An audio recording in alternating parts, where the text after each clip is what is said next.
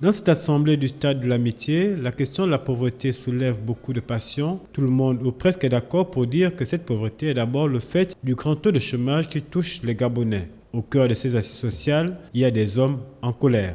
Je ne suis pas xénophobe, mais je peux prendre je peux prendre des décisions qui seront difficiles à digérer, mais qui seront là. Je te prends un exemple simple.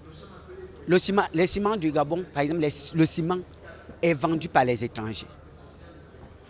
Le sable est vendu par les étrangers.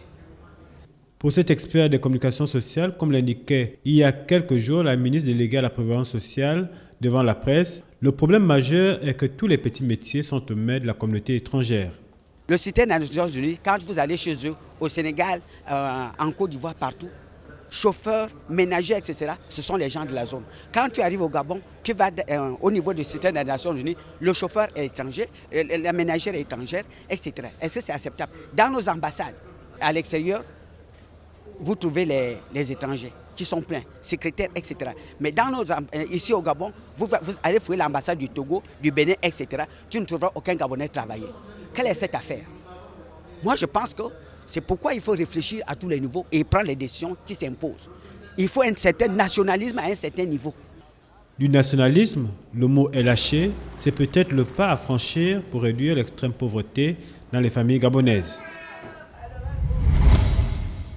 Le CHU d'Angondje est un véritable chef-d'œuvre architectural. Il sera certainement l'une des structures sanitaires les plus en vue en Afrique noire. Le plateau technique, les salles de formation et les espaces vides qui devront être utilisés avec soin par les spécialistes de la traumatologie et de l'orthopédie témoignent de l'engagement qui est pris pour faciliter la vie aux malades. Ici, c'est l'hôpital des accidentés. Si vous voulez, parce que quand on parle de traumatologie et d'orthopédie, c'est vrai qu'il y a quelques cas quelque part. Oui, donc, mais oui, absolument.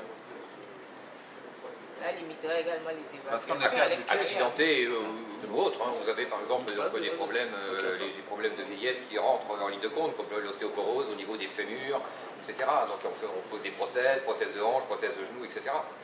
18 000 m² de surface, 120 lits, 4 ascenseurs, plus de 800 m² de rampes d'évacuation, 3 groupes électrogènes de relais, de nombreux appareils de rééducation et des services de laboratoire et de radiologie équipés par VAMED. Voilà ce qu'est le CHU de Vendo. Au niveau du Gabon, on n'avait pas de centre hospitalier, proprement parlé, qui pouvait traiter de la traumatologie d'orthopédie. Maintenant, ça sera fait. Et tel que c'est prévu, là, il y a combien de spécialistes qui vont travailler ici? Très sincèrement, je n'ai pas les chiffres en tête. Mais je pense qu'il n'y aura pas peu, mais il n'y en aura pas trop non plus. Donc il y aura les spécialistes qu'il faut pour pouvoir travailler sur les équipements. L'hôpital devrait être livré en octobre prochain. Plus de 200 personnes travaillent au quotidien pour que le Gabon rentre enfin en possession de sa structure spécialisée en traumatologie et en orthopédie. L'un des engagements sociaux d'Ali Bongo Ondimba est évidemment la formation. En témoignent les nombreux centres et établissements construits au Gabon depuis près de 5 ans. Le gouvernement met surtout l'accent sur l'accès aux formations professionnelles. L'un des exemples les plus intéressants à Libreville est certainement ce centre de formation au métier de l'hôtellerie et de la restauration, celui du groupe Sodexo.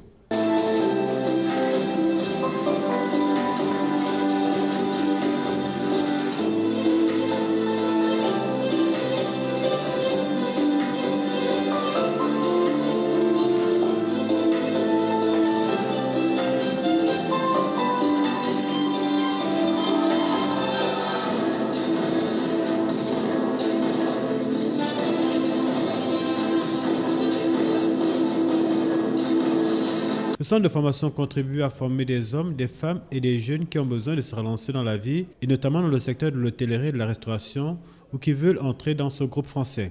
La formation, c'est aussi la construction de cette école qui témoigne de la volonté du gouvernement de changer les conditions de vie dans les quartiers. Désormais, chaque quartier aura ses écoles primaires et secondaires. Ici, au cœur des 798 logements d'Angondje, il y a 7 écoles préfabriquées construites par le spécialiste espagnol des bâtiments en aluminium. 14 salles de classe pour 35 à 40 élèves, des systèmes d'aération conformes et surtout des matériaux durables qui donnent longue vie à cette école qui ouvrira en octobre prochain.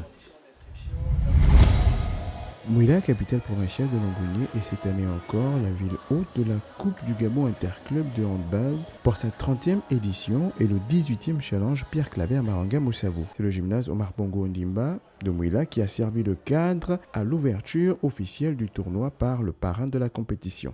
Après le mot de bienvenue à toutes les ligues prononcées par le président de la Ligue de handball de Longouné, je déclare ouvert le 30e jeu de la Coupe du Gabon Interclub de handball et le 18e jeu du challenge Pierre Claver Maranga Moussavou. Après le mot d'ouverture, Pierre Claver Maranga Moussavou a lancé la première balle afin de permettre à la première rencontre du tournoi de se jouer. Une rencontre 100% port gentillesse chez les dames entre Phoenix et Soluco.